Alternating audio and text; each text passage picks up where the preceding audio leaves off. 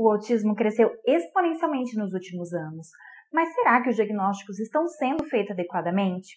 Eu vejo muitas pessoas e até alguns profissionais distribuírem palpites que muitas vezes podem estar errados.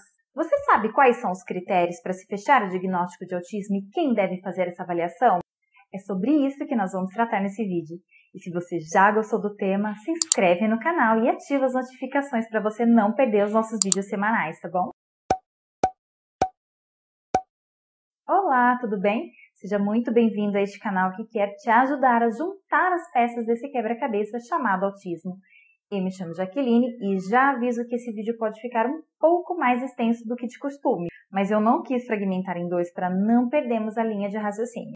Afinal, diagnóstico é um assunto mais técnico, mas eu vou tentar traduzir em miúdos para você. Embora a ciência acredite que o autismo é um transtorno fundamentalmente genético, ainda não existe nenhum exame laboratorial ou de imagem capaz de diagnosticar o transtorno. Isso quer dizer que o diagnóstico é totalmente clínico, ou seja, ele é realizado através da observação do comportamento da criança e do relato dos pais.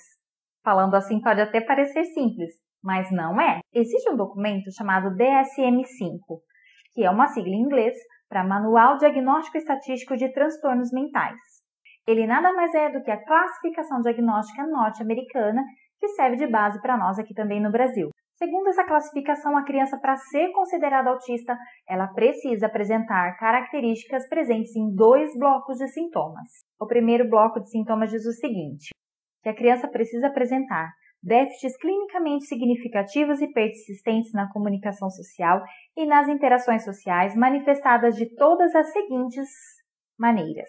A. Déficits expressivos na comunicação não verbal e verbal usadas para interação social. Quando falamos de déficit de comunicação não verbal, estamos nos referindo à comunicação gestual.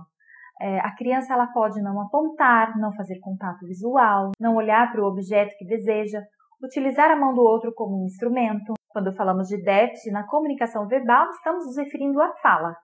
A ausência ou atraso no desenvolvimento da fala, ou mesmo aquela criança que aprende a falar, mas não consegue utilizar essas palavras para se comunicar ou interagir socialmente. B. Falta de reciprocidade social.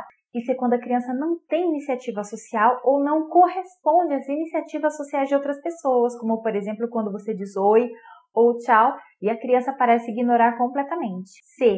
Incapacidade de desenvolver e manter relacionamentos de amizade apropriados para o estágio de desenvolvimento. Em cada estágio de desenvolvimento é esperado que a criança tenha um nível de socialização, mas crianças no espectro apresentam dificuldades nessa área, que podem ficar mais evidentes na idade escolar, quando é esperado que a criança faça amigos e normalmente ela fica isolada. Então, essas foram as características do primeiro bloco.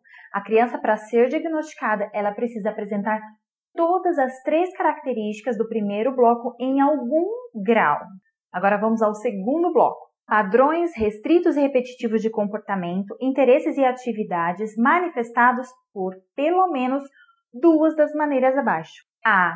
Comportamentos motores e verbais estereotipados ou comportamentos sensoriais incomuns. Os comportamentos verbais estereotipados nas crianças não verbais normalmente se manifesta através da reprodução de palavras ininteligíveis, ou seja, indecifráveis, que são reproduzidas sem objetivo de se comunicar. Nas crianças verbais, normalmente é presente a ecolalia, que é a repetição de palavras sem função comunicativa. Quando se fala de comportamentos motores estereotipados, estamos nos referindo às estereotipias motoras, que são os movimentos repetitivos, que pode ser o chacoalhar da mão, que é o flap de mão, andar na ponta dos pés, balançar o tronco, fazer circuito e muitas outras.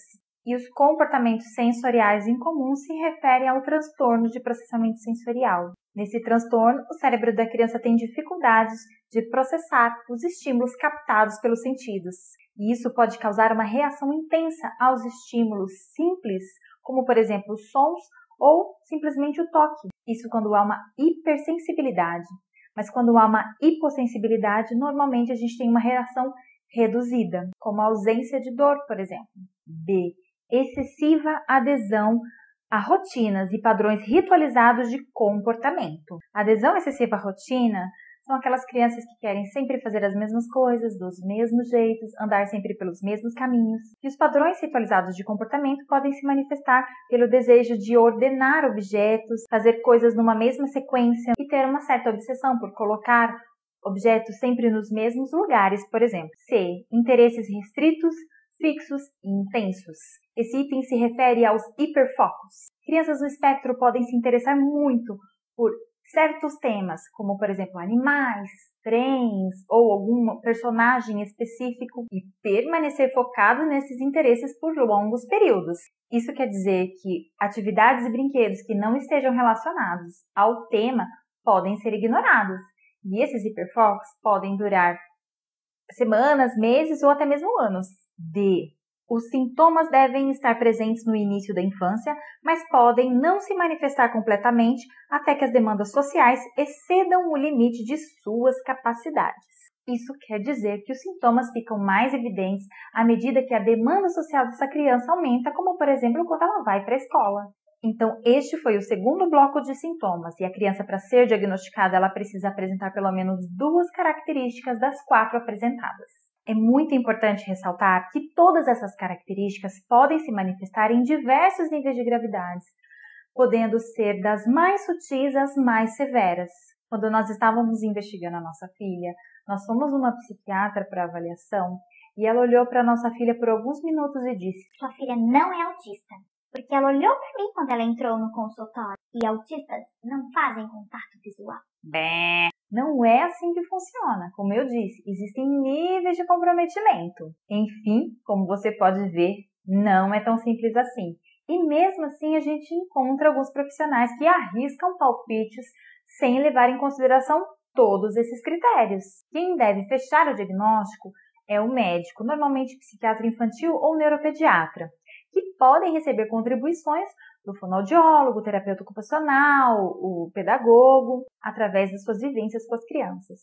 É prático que o médico solicite uma bateria de exames, como tomografia, bera, cariótipo, ressonância, eletroencefalograma e outros, mas sempre com o objetivo de identificar outras condições associadas ou primárias, porque o diagnóstico do autismo mesmo é só por observação dos comportamentos. O diagnóstico precoce é muito importante, porque quanto mais cedo essa criança começa a receber a intervenção adequada, mais chances ela tem de superar os desafios do autismo. A minha dica para você é: não tenha medo do rótulo autista. O seu filho será sempre o seu filho amado e isso não muda com um laudo. Ele te ama, mesmo que expresse isso de uma forma diferente. E você deve fazer tudo o que puder para ajudá-lo a decifrar esse mundão, certo? Espero que tudo isso tenha te ajudado a clarear o entendimento sobre o diagnóstico do autismo. Se esse conteúdo foi relevante para você, clica no gostei e deixa para mim aqui nos comentários se você tem um filho, familiar, aluno ou paciente com autismo, com quantos anos foi o diagnóstico dele e como foi esse processo. E lembre-se que as suas experiências são preciosas para as famílias que estão nas fases iniciais de diagnóstico, tá bom? Então até o próximo vídeo. Tchau, tchau!